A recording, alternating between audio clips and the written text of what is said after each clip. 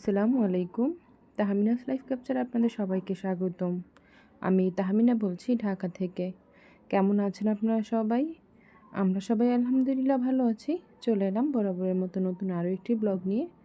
আশা করছি শেষ পর্যন্ত সবাই সাথেই থাকবেন। আর আজকে ব্লগটা আমি শুরু করেছি দুপুর থেকে, তো দুপুরের জন্য রান্না করছি। আর এটা হচ্ছে শুক্রবারের ভিডিও। শুক্রবারে সাধারণত দেরি করেই ঘুম থেকে ওঠা হয়। জানাতে বাবার অফিস বন্ধ থাকে, ছেলেদের মেয়ের সবার মাদ্রাসা বন্ধ থাকে, সকালে রান্নার অতটা চাপ থাকে না, তো এর জন্য ঘুম থেকে একটু দেরিতেই ওঠা হয়। তো উঠে কিন্তু বাইরে থেকে নাস্তা কিনে এনে খাওয়া হয়েছে। আর এইদিকে দুপুরে রান্নাটা আমি সেরে নিচ্ছি। তো এখন প্রায় 1:30টার মতো বেজে গিয়েছে। এতক্ষণ চুলা জ্বলেইনি, গ্যাস একেবারেই ছিল না। তো আমি এখন আস্তে ধীরে রান্না করছি। তো সিম্পলভাবে আজকে রান্নাটা শেষ করব। এখানে বেশ কিছু পরিমাণের পেঁয়াজ নিয়ে আমি ভেজে নিয়ে তারপরে আদা রসুন দিয়ে ভালো করে ভেজে নিয়েছি। তারপরে এখানে শুকনো মশলাগুলো আমি অ্যাড করে দিয়েছি পরিমাণ মতো লবণ, হলুদের গুঁড়া, মরিচের গুঁড়া, আর সাথে দিয়ে দিচ্ছি পরিমাণ মতো গরম মশলার গুঁড়া। তো এখানে কিন্তু আমি জিরে বাটাটা কিন্তু আদা রসুন বাটার সাথেই দিয়ে দিয়েছি, এর জন্য আর আলাদা জিরা দিচ্ছি না। পুরো 1 মাস কিন্তু আমাদের সকালে রান্না আর খাওয়ার ঝামেলাটা ছিল না। মনে হয় একটু ঝামেলা কম ছিল তখন, বিকেলবেলা রান্না করতে আসতাম। আর এখন তো সকালে কী খাবো, দুপুরে কী খাবো সেই চিন্তা করতে করতে অবস্থা খারাপ হয়ে যায়। তো এদিকে এখন আমি গরম মশলাটা দেওয়ার পরে ঢাকনা দিয়ে ঢেকে মশলাটাকে খুব ভালোভাবে কষিয়ে নেব। তো এই যে কড়াইটা, এই কড়াইটা কিন্তু কিছুদিন আগে আমার মা দিয়ে গেছে, মানে ওনার বাসায় ছিল। আমার আগের কড়াইটা একটু পুরনো হয়ে গিয়েছিল আর পাতলা হয়ে গিয়েছিল, এর জন্য এই কড়াইটা নিয়ে এসেছি। এখন কিন্তু আমি বেশিরভাগ সময় এই কড়াইটাতেই রান্না করছি।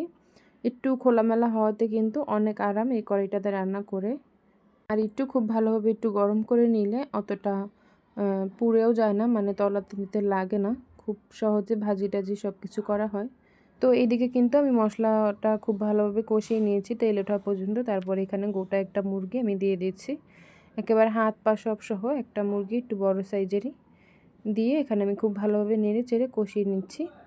তো ভিডিওর এই পর্যায়ে এসে সেই পুরনো কথাটি আবারও বলে নিচ্ছি। যারা এতক্ষণ যাবত ধৈর্য ধরে আমার ভিডিওটি দেখছেন কিন্তু একটি লাইক দেননি, প্লিজ একটি লাইক দিয়ে আমার ভিডিওটি দেখা কন্টিনিউ করুন।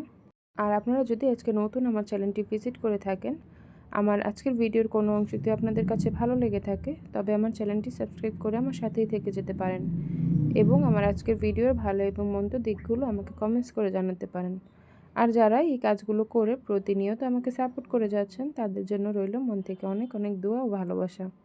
তো পাশের চুলাতে কিন্তু আমি মুরগিটা কষাতে দিয়ে দিয়েছি, আর পাশে এখানে একটু পোলাও রান্না করব আজকে। তো ভাতটা আজকে রান্না করিনি, তো ভাবলাম শুক্রবার যেহেতু একটু পোলাও আর মুরগি রান্না করে দিলে বাচ্চারা খুব পছন্দ করে খাবে। তো আমার গরম মশলা প্রায় শেষ হয়ে গেছে, তো যতটুকু ছিল অতটুকুই দিয়ে নিচ্ছি। তো কিছু এলাচি, দারচিনি আর তেজপাতা দিয়ে আমি একটু তেলের সাথে ভেজে নিচ্ছি। তারপর এখানে দিয়ে দিচ্ছি বেশ কিছু পরিমাণের পেঁয়াজ কুচি, দিয়ে আমি একটু লাল লাল করে ভেজে নেব। আর এইদিকে এই তো চিকেনটা যে বসিয়েছিলাম সেটাও একটু নেড়ে নিচ্ছি, যেন নিচ দিয়ে লেগে না যায়। খুব ভালোভাবে কষিয়ে নেব মাংসটাকে আগে। তো গত ভিডিওর আগের যে একটা ভিডিও ছেড়েছিলাম আমি, সেই ভিডিওটাতে আমি খুব ভালোভাবে বলেছিলাম স্প্যাম কমেন্টের কথা।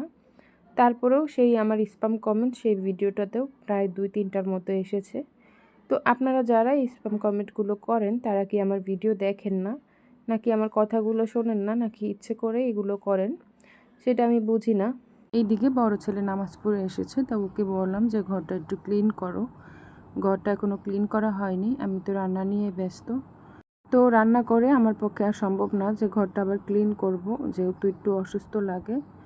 তো এইদিকে কিন্তু মেশিনেও কাপড় দিয়ে দিয়েছিলাম, ওই কাপড়গুলোও ক্লিন হয়ে গেছে। আমি এখন মেশিনটা বন্ধ করে নিচ্ছি। অটোই বন্ধ হয়ে যায়, তারপরও সুইচটা টিপে আবার বন্ধ করে দিচ্ছি। তো এই যে জিন্স প্যান্টগুলো দিয়েছি, প্যান্টগুলো দেখছিলাম খুব ভালোভাবে পরিষ্কার হয়েছে, একটুও কোথাও ময়লা নেই। তো যা বলছিলাম আর কি, আমি প্রায় মাঝে মাঝে স্প্যাম কমেন্টের কথা ভিডিওতে বলি। আমার এই যে গত পরশু দিনের যে ভিডিওটা, সেটার মধ্যেও প্রায় 5-6টার উপরে স্প্যাম কমেন্ট করেছে, মানে এসেছে। এরও বেশি আসে, কিন্তু একজন বন্ধু হয়েছি, পাশে থেকেও পাশে আছি, সেগুলো তো বলেই। কত নাম্বার সাবস্ক্রাইব করেছে সেটা উল্লেখ করে। গতকাল রাতে একজন বলছে যে 456 সাবস্ক্রাইবার ডান, কিন্তু আমি দেখছি সেই আমার 454তেই আছে। মানে উনি যে সাবস্ক্রাইব করেছে কিনা সেটা আমি জানি না, যদি করেও থাকে সেটা ইউটিউব থেকে কেটে নিয়েছে। তাই সবার কাছে অনুরোধ রইল, প্লিজ এরকমটা কেউ করবেন না, দয়া করে এরকমটা কেউ করবেন না। যদি কিছু বলার থাকে একটা সুন্দর করে গঠনমূলক কমেন্ট করে গেলেই কিন্তু আমরা যারা ইউটিউবার আছি তারা কিন্তু বুঝতে পারি, যারা এই ইউটিউবিং করি, যে কারা নতুন চ্যানেলে এসেছে কারা পুরনো, আমরা কিন্তু সবই বুঝি। তো এই কাজটা প্লিজ কেউ করে আপনি আপনার নিজের এবং আমার ক্ষতি করবেন না। আপনাদের কাছে অনুরোধ রইল, আমরা সবাই সামনের দিকে এগিয়ে যেতে চাই, কিন্তু এরকম ভুল করলে কিন্তু আমরা কেউ সামনের দিকে এগোতে পারবো না। তারপর এই তো একদিকে রান্না চলে, আরেকদিকে আমার এক মোবাইল দিয়ে ভিডিও করলে আরেক মোবাইলে প্রিয় আপু ভাইয়াদের ভিডিও কিন্তু চলতে থাকে।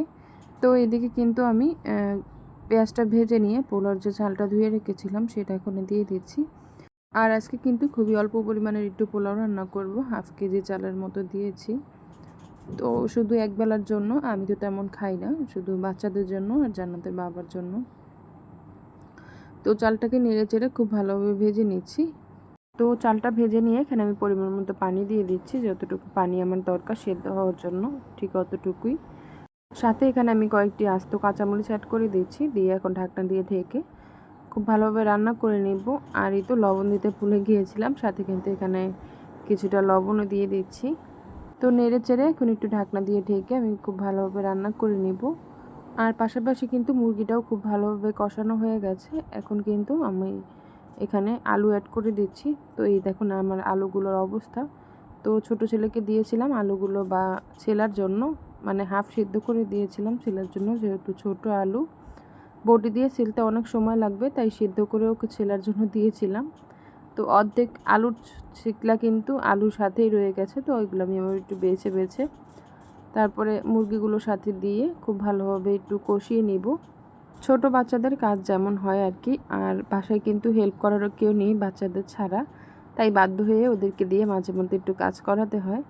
আর এইদিকে কিন্তু আমার পোলাওটার পানিটা শুকিয়ে এসেছে, এখন আমি একটু নেড়ে চেড়ে নেব। আর এখানে আমি পরিমাণ মতো একটু ঘি দিয়ে দিব।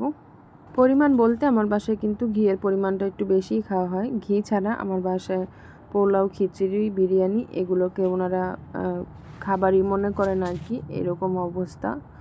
তো এই যে বেশ খানিকটা ঘি এখানে আমি দিয়ে দিচ্ছি, দিয়ে এখন ঢাকনা দিয়ে একটু নেড়ে চেড়ে নেব। আর লবণটাও দেখে নেব, এই পর্যায়ে এসেই কিন্তু লবণটা অ্যাড করা যায়, পরবর্তীতে কিন্তু সমস্যা হয়ে যায়, তাই এই পর্যায়ে লবণটা চেক করে নিলে কিন্তু ভালো হয়।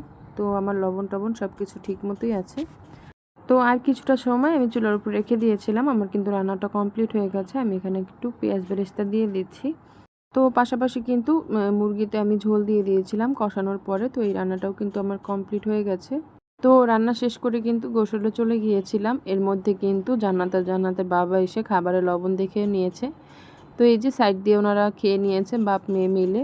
তো আজকের জন্য এটুকুই। যারা এতক্ষণ যাবত ধৈর্য ধরে আমার ভিডিও দেখছেন তাদেরকে অসংখ্য ধন্যবাদ জানিয়ে বিদায় নিচ্ছি। আসসালামু আলাইকুম।